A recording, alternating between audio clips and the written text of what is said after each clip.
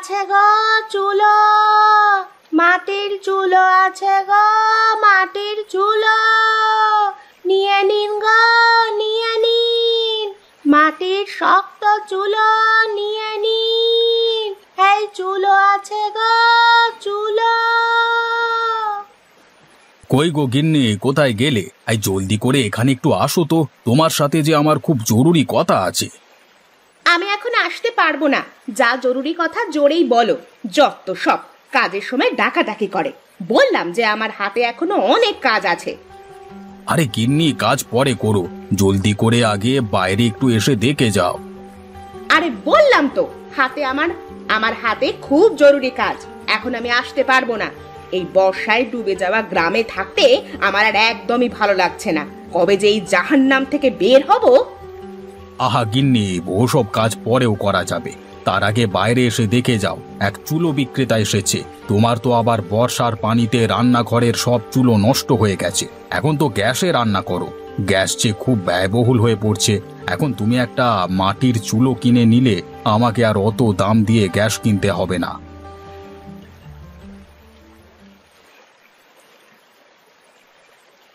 ওই দেখো, এক মহিলা বর্ষার পানিতে হেঁটে হেঁটে মাটির চুলো বিক্রি করছে। তুমি এক্ষুনি একটা চুলো কিনে রাখো, বলা তো যায় না কখন আবার তোমার ওই গ্যাস শেষ হয়ে যায়। হ্যাঁ হ্যাঁ, আমাকে তো এখন গ্রামে মাটির চুলোতেই রান্না করতে হবে। কত করে বললাম এই বর্ষার সময়টা চলো শহরে থেকে আসি, তা না, এখন সে আমাকে এই বর্ষার ভেতরে মাটির চুলো দিয়ে রান্না করাবে। যত সব। আহা গিন্নি, রাগ করো না, কখন কি হয়ে যায় তা তো বলা যায় না। তাই তো তোমাকে একটা মাটির চুলো কিনে দিচ্ছি। তাহলে ডাক দিচ্ছি তাকে। এই যে, এইদিকে আসুন, আমাদের একটি চুলো লাগবে। এই তো আসছি বাবু, একটু অপেক্ষা করুন। একটা মাটির চুলোর দাম যেন কত বলছিলেন? এই চুলো আমি 100 টাকা করে বিক্রি করি, আপনি আমাকে 10 টাকা কম দিয়েন সাহেব। আচ্ছা ঠিক আছে গিন্নি, তুমি একটা মাটির চুলো নিয়ে রাখো, আমি তাকে টাকা দিচ্ছি।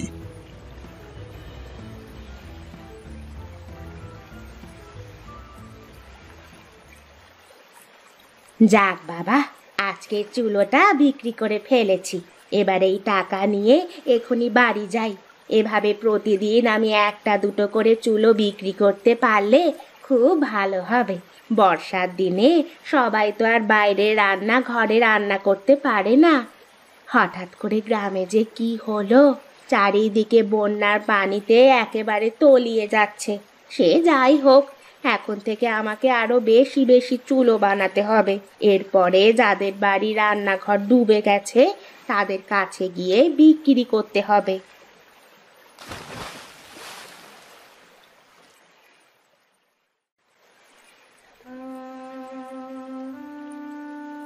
শোনো মতি, তোমার বউ পানিতে পড়ে যাওয়ার কারণে ওর খুব বেশি জ্বর ঠান্ডা হয়েছে, বুঝলে?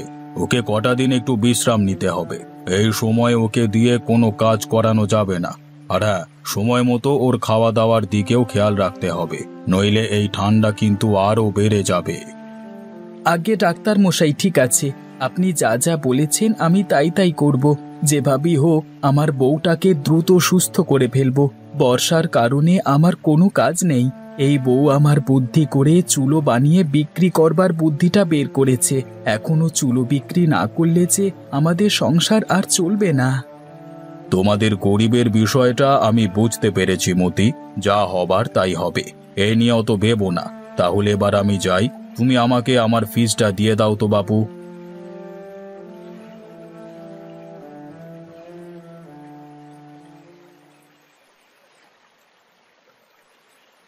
ওগো, কোথায় তুমি? এদিকে একটু এসো তো। আরে কি করছো গিন্নি? তুমি আবার একা একা কষ্ট করে উঠলে কেন? আমাকে ডাক দিলেই তো পারো। এই সামান্য একটা বিষয়ের জন্য তোমাকে আবার কেন ডাক দিব?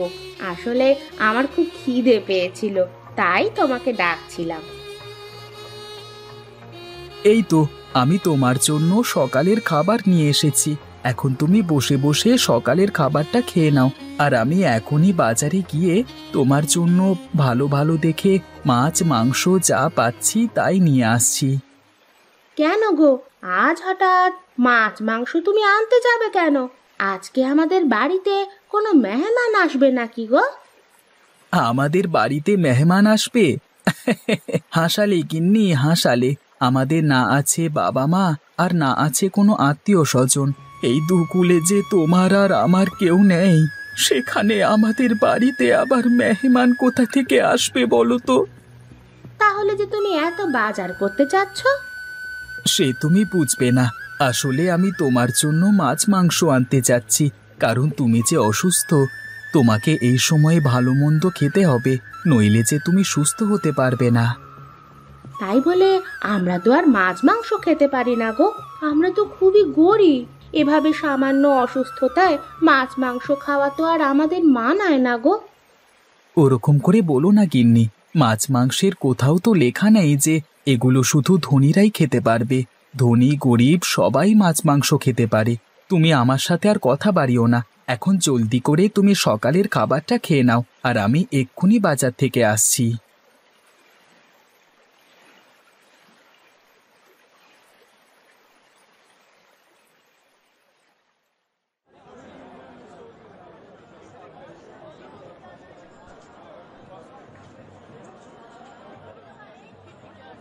আরে তুই বিজয় না, আমাদের স্যারের ছেলে? তোকে তো আমি চিনতেই পারিনি। তুই কি আমাকে চিনেছিস বিজয়?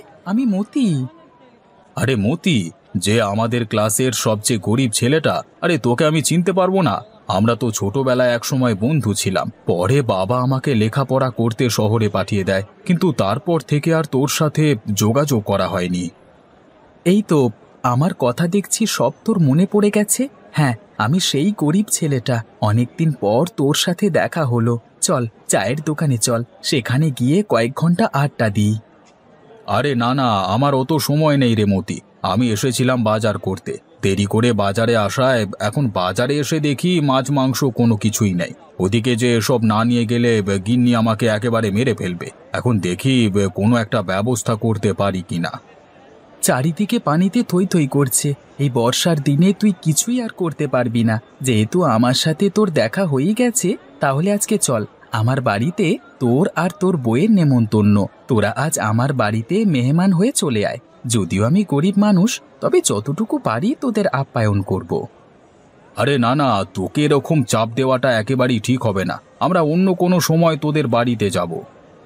আরে না ভাই, ওসব কথা বললে একদমই হবে না। তুই যেভাবেই হোক আজকে দুপুরে তোর বউকে নিয়ে আমার বাড়িতে চলে আয়।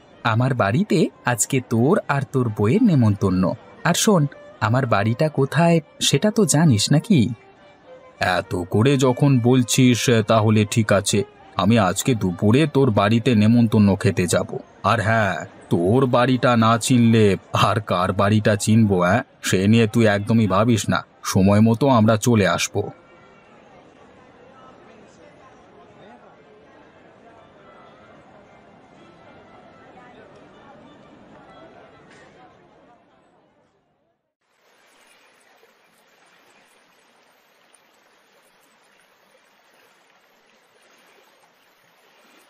আরে ও গিন্নি, তোমার হলো নাকি? আরে দুপুর গড়িয়ে বিকেল হতে চললো, এদিকে একটা নেমন্তন্ন আছে, সেটা কি ভুলে গেছো? না না, নিমন্ত্রণের কথা আমি অত সহজে ভুলি না। নেমন্তন্ন না খেয়ে কি ঘরে না খেয়ে থাকবো নাকি? দেখছো না আমি রেডি হয়ে আছি। এবারে গিয়ে নেমন্তন্নটা খেয়ে আসি। গিয়ে দেখি তোমার কোন গরিব বন্ধু আমাদের নেমন্তন্ন খেতে ডেকেছে। এভাবে বলো না গিন্নি, হাজার হলেও ও আমার ছোটবেলার বন্ধু। সেখানে গিয়ে দয়া করে তুমি এসব কথা বলো না, এতে যে ওরা কষ্ট পাবে।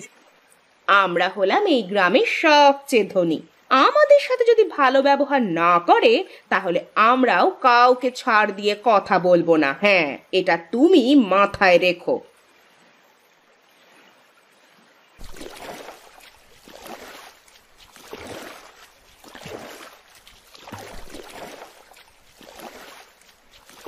আরে বিজয়, তুই চলে এসেছিস বন্ধু।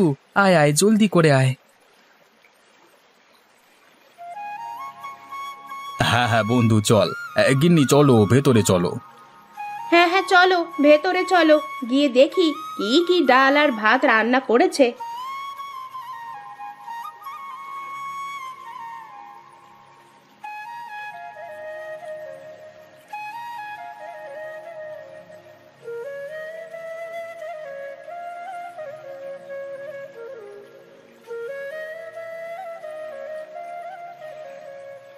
কি গো গিন্নি, চমকে গেলে নাকি?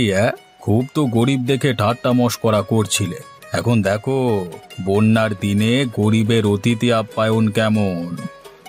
ওগো, তুমি আমাকে অপমান করো না। আমি আসলে আমার ভুল বুঝতে পেরেছি।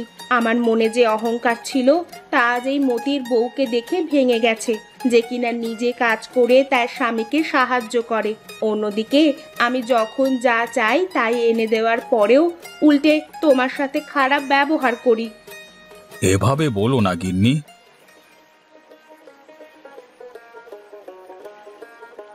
তো বন্ধু বিজয়, এবার খাওয়া শুরু করো। আমরা গরিব মানুষ, বন্যার ভেতরে আপনাদের অতিথি হিসাবে পেয়ে আমরা খুবই খুশি। আমরাও অনেক খুশি হয়েছি আপনাদের নেমন্তন্ন পেয়ে। একদিন আপনারাও আমাদের বাড়িতে নেমন্তন্ন খেতে যাবেন।